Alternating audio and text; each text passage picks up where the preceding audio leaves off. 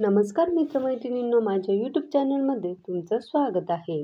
कार्तिक शुद्ध द्वादशीपासून ते पौर्णिमेपर्यंत घरोघरी तुळशीचं लग्न लावलं जातं आणि खास करून ज्यांच्या घरी मुलामुलींसाठी स्थळ बघितली जात आहे, लग्न ज्यांचं करायचं आहे त्यांच्या घरामध्ये तर तुळशी विवाह नक्की करावा असं म्हटलं जातं.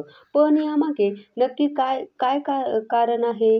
तुळशी विवाह केल्याने त्या कुटुंबाला नक्की कोणता लाभ होतो? यंदा म्हणजे 2025 मध्ये तुळशी विवाह कधीपासून कधीपर्यंत करू शकतो? सगळ्यात महत्त्वाचं, तुळशीचं लग्न घरच्या घरी कसं लावावं? या सगळ्या प्रश्नांची उत्तरं या एकाच व्हिडिओत आहेत, त्यामुळे व्हिडिओ शेवटपर्यंत नक्की बघा. मंडळी, यंदा तुळशी विवाहाची सुरुवात होणार आहे 2 नोव्हेंबरपासून.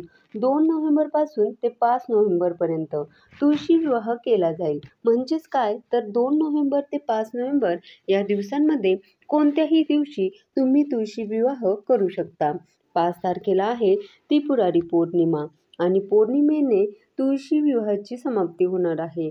म्हणजेच 2 तारखेला सुरुवात आणि 5 तारखेला समाप्ती. काही स्त्रिया आषाढी एकादशीला तुळशीचं रोप लावतात, ते वाढवतात आणि मग कार्तिक शुद्ध द्वादशीला तिचा विवाह करतात. विवाहाच्या दिवशी नक्की कोणकोणत्या गोष्टी करायला हव्यात? तुळशी वृंदावन स्वच्छ करावं, सुशोभित करावं, त्याच्यापुढे सुंदर रांगोळी काढावी. घरातला जो देवघरातला बाळकृष्ण असतो, तो बाळकृष्ण आणि तुळस यांची एकत्र षोडशोपचारे पूजा करावी. अर्थात त्यांना अभिषेक घालावा. गंध, अक्षदा, हळदी कुंकू, फुलं, फळं हे सगळं अर्पण करावं. मिठाई अर्पण करावी, नैवेद्य दाखवावा, सनई चौघडे लावावे आणि फटाके फोडत उपस्थितांना अक्षदा वाटून रीतसर लग्नविधी पार पाडावा. मंगल अष्टकही म्हणावे. अशा थाटात हा विवाह लावला जातो. त्यानंतर सर्वांना प्रसाद वाटप केलं जातं. ज्या घरात तुळशीचा विवाह होतो त्या घरातील उपवर मुलामुलींचे विवाह सुकर होतात, लवकर जमतात, मनासारखे जोडीदार त्यांना मिळतात, अशी भाविकांची श्रद्धा आहे.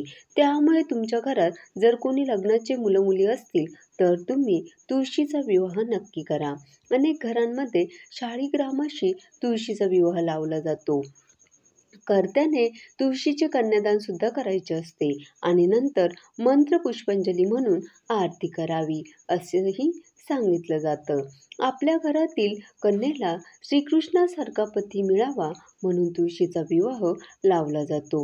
या विधीच्या वेळी तुळशीभोवती दीप आराधना करण्याचीही पद्धत आहे.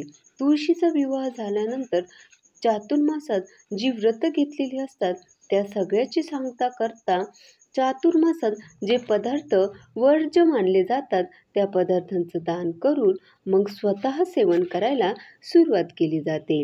तुळशी विवाहाची एक आख्यायिका सुद्धा सांगितली जाते. जालंधर असुराची पत्नी वृंदा अतिशय पतिव्रता होती. तिच्या पुण्यप्रभावामुळे देवांनाही त्या राक्षसाला मारणं शक्य होत नव्हतं. तेव्हा देवतांनी भगवान श्रीहरी विष्णूंची मदत मागितली. वृंदेचं पातिव्रत्य जालिंदराचं रक्षण करतंय हे भगवान श्रीहरी विष्णूंच्याही लक्षात आलं आणि म्हणूनच त्यांनी जालंधराचं रूप घेऊन वृंदेच्या महाली प्रवेश केला. वृंदा आनंदून गेली. तिला वाटलं आपला पती आला आहे, पण त्यामुळे तिचं सत्वहरण झालं आणि जालंधराचा पराभव झाला. हे जेव्हा वृंदेला कळालं तेव्हा वृंदा संतापली, दुःखी झाली आणि तिने भगवान श्रीहरी विष्णूंना शाप दिला. पण भगवान श्रीहरी विष्णूंनी तिला वरदान दिलं, तुळस म्हणून तू प्रकट होशील आणि जगात सगळ्यात पवित्र गोष्ट म्हणून तू प्रसिद्ध होशील. त्यानंतर भगवान श्रीहरी विष्णूंनी स्वतः तिच्याशी लग्न केलं. त्या विवाहाची स्मृती म्हणून कार्तिक शुद्ध द्वादशीला तुळशी विवाह करतात. ही झाली आख्यायिका. पण तुळस ही बहुगुणी आणि प्रभावी औषध आहे. त्यामुळे शास्त्राने देवपूजा, श्रद्धा यामध्ये तुळस आवश्यक सांगितली आहे. एखाद्याच्या घरात तुळशीची माळ असावं हे धार्मिकतेचं, सदाचाराचं प्रतीक मानलं जातं.